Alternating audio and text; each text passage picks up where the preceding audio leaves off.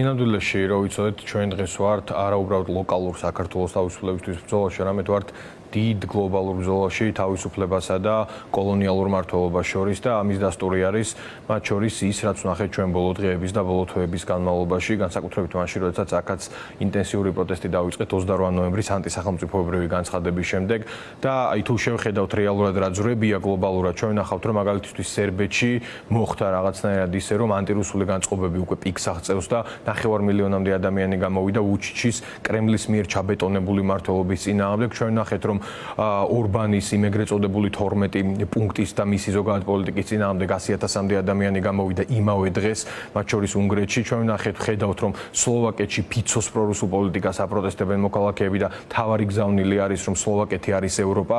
ჩვენ რეალურად ხედავთ იმას რომ რუმინეთში ასევე გამოვიდნენ და გააპროტესტეს რუსეთის ჩარევა ქვეყნის და პოლიტიკურ საქმეებში და იყო ნატოს და ევროკავშირის ხარდასაჭერი თავარი სლოგანები და გზავნილები. ხედავთ რომ რუსეთის საბოლოო ჯამში მარცხ ხდება სომხეთში, როდესაც სომხეთი აფორმებს სტრატეგიულ პარტნიორობას ამერიკის შეერთებულ შტატებთან და იწყებს ევროკავშირთან გაწევრიანების შესახებ გარკვეულ ძვრებს უკვე ამასთან დაკავშირებით და პარლამენტმა ამას ხარი დაუჭირა და ჩვენ ხედავთ რომ მათ შორის მოლდოვაში რუსეთი დამარცხდა. საბოლოო ჯამში ჩვენ უნდა მოვინდომოთ მეტი იმისთვის რომ ხედავთ რომ ყველა ჩვენს გარშემო ცდილობს გაძვრეს რუსული მარწუხებისგან და ეს სომხეთის მაგალითით ყოლად არ მიხსენებია აქ სინამდვილეში არის იმის საშიშროება რომ საბოლოო ჯამში ჩვენი ჩამონაცვლებელი აღმოჩნდეს იმის გარდა რომ იმის მაგივრად რომ რაღაცნაირად ერთად შევძლოთ ამ რეგიონში უკეთესობის მოტანა.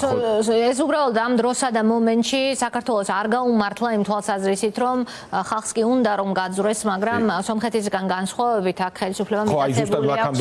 ამიტომ ჩვენ რეალურად ამ კუთხით უნდა შევხედოთ ამ ყველაფერს რომ საბოლოო ჯამში ეს ბრძოლა გვაქვს მოსაგები არა უბრალოდ რაღაც აბსტრაქტული ევროკავშირში გაწევრიანების გამო და ეს უნდა აუხსნათ მოქალაქეებს, არამედ იმისთვის რომ მოვიპოვოთ ყველაზე მნიშვნელოვანი უსაფრთხოების საერთო ქოლგის ქვეშ ადგილი და ამ უსაფრთხოების საერთო ქოლგის ქვეშ ჩვენ საბოლოო ჯამში შევძლებთ რომ ეს ქვეყანა ნორმალური განვითარების კალაპოტში მოვაქციოთ, არ იყოს რაღაც სკადიროვის ჩეჩნეთის მსგავსი ტერიტორია და არა სახელმწიფო და აქ უბრალოდ რა ვიცი მართლა ბრმატყვით არკვდებოდნენ ადამიანები და ამ უსაფრთხოებასთან ერთად ცხადია ეს ყველაფერი მოიტანს დამატებით ინვესტიციებს, დამატებით ბიზნესებს, დამატებით ფულს და მეტი ინტერესი გაჩნდება იმისა რომ ყველაზე დიდი ეკონომიკები ევროკავშირის, ამერიკის შეერთებული შტატების საბოლოო ჯამში მათ ინტერესი იყოს აქ გათვალისწინებული და ამ ინტერესის გამო მათ კიდევ უფრო მეტი ფული შემოიტანონ და კიდევ უფრო მეტად გაამდიდრონ საქართველოს ერთი რიგითი მოქალაქე. კი ბატონო, რა გვიტოვებს ამის იმედს საქართველოს მოქალაქეები, რომლებიც არ წყვეტენ პროტესტს აქტიურობას, აი ფონდებს მიადგნენ ახლა და სხვა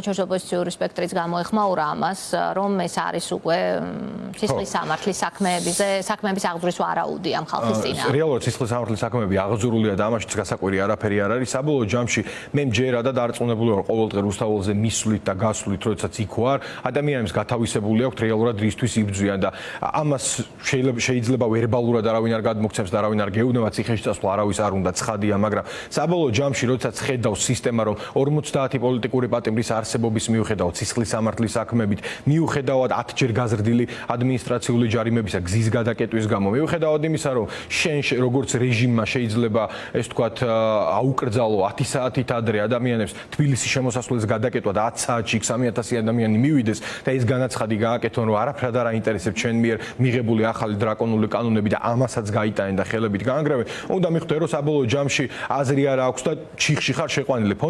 ფონდების მიმართ ეს ერთგვარი შურიზიებაც რეალურად რითი არის განპირობებული, ხო? პირველი დავიწყოთ იმით რომ ეს არის სინამდვილეში ეს თუ რამე არის, ეს არის რეჟიმის როგორც ამ სიტყვის ყველაზე ნეგატიური გაგები და ეს იყო ყოველთვის ბოროტებასთან ასოცირდება, ბოროტების თავდასხმა სიკეთეზე. ხო, რეალურად ეს იყო სიკეთეზე გალაშქრება, იმიტომ რომ საბოლოო ჯამში რაც ამ ფონდებმა აჩვენეს გურიაში, იმერეთში და სხვა რიგ შემთხვევებში, ამ ფონდებმა ჩაანაცვლეს სახელმწიფო. ამ ფონდებმა აჩვენეს ადამიანებს რომ თუ თქვენ სახელმწიფო მიგატოვათ, ეს არის ალტერნატივა. ადამიანები, რომელიც რუსთაველის გამზირზე სახელმწიფოს მინიმოდელი, როგორ უნდა ემოქმედოს სახელმწიფო. რომლებიც რუსთაველის გამზირზე დგანან, მათ შეუძლიათ აი მინიმალური რესურსებით, პირადი დრონებით, პირადი მანქანებით სიცოცხლეები გადაარჩინონ, ანუ დამობილიზდნენ, მეტი კოორდინაცია გამოიშთონ, მეტად თანმიმდევრულები იყვნენ, სისტემა უცება აწყონ. ადამიანები, რომლებიც არ არიან პროფესიონალები ამ საქმეში და ამ დროს სახელმწიფო რაღაც საკუთარი კორუფციული და საერთოდ ანუ საკუთარი კორუფციული აი ამ სქემების გამო უბრალოდ ვეღარც კი ახერხებდა გონზე მოსულიყო და წიმსწრებად პრევენციული ნაბიჯები გადაედგა. აქ უკვე